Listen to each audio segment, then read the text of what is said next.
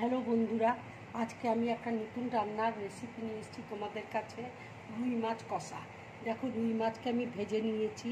এখানে পেঁয়াজ কুচিয়ে রেখেছি, এখানে কাঁচা লঙ্কা আছে, রসুন আছে, আদা আছে, টমেটো আছে, আর টক দই আমি এখানে রেখেছি। এখানে কাশ্মীরি লঙ্কার গুঁড়ো রয়েছে।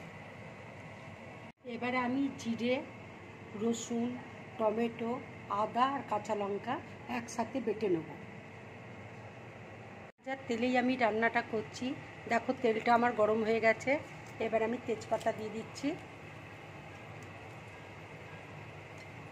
এবারে পেঁয়াজটা দিয়ে দিচ্ছি।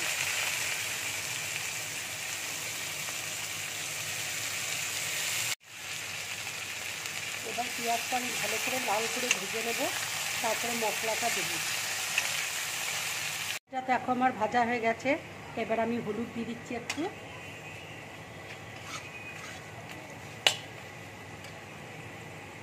এবার আমি মশলাটা দিয়ে দিচ্ছি।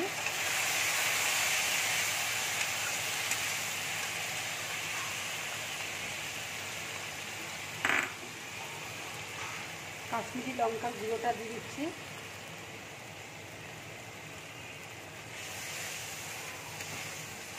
মশলাটাকে ভালো করে কষিয়ে নেব, তারপর টক দই দেবো। এবার আমি একটু নুন দিয়ে দিচ্ছি।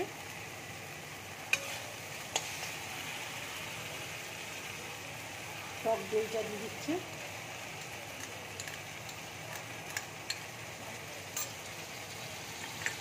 এবার মশলাটাকে ভালো করে কষিয়ে নেব। মশলাটা দেখো আমার ভালোভাবে কষানো হয়ে গেছে। এবার আমি জল দিয়ে দিচ্ছি একটুখানি।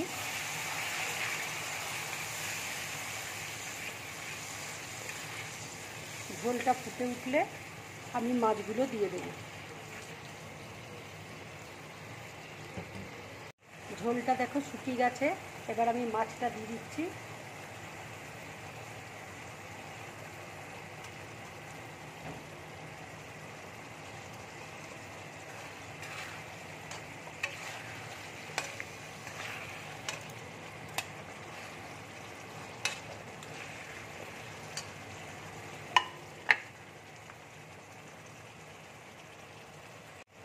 এবার আমি উপর দিয়ে একটু গরম মশলা দিয়ে দিচ্ছি, গরম মশলা গুঁড়ো।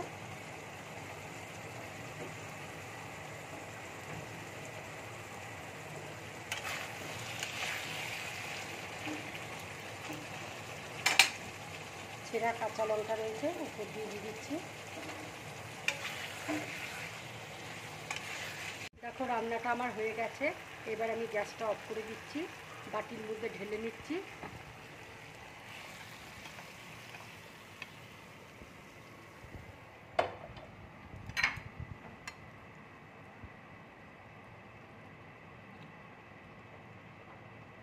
এভাবে রুই মাছ কষা করবে, খুব ভালো লাগবে খেতে। এটা গরম ভাতের সাথে খাবে, খুব ভালো লাগবে। যদি আমার রান্নাটা ভালো লাগে, লাইক করবে, শেয়ার করবে, আর ড্রিম ব্লগ চ্যানেলটাকে সাবস্ক্রাইব করবে। নমস্কার।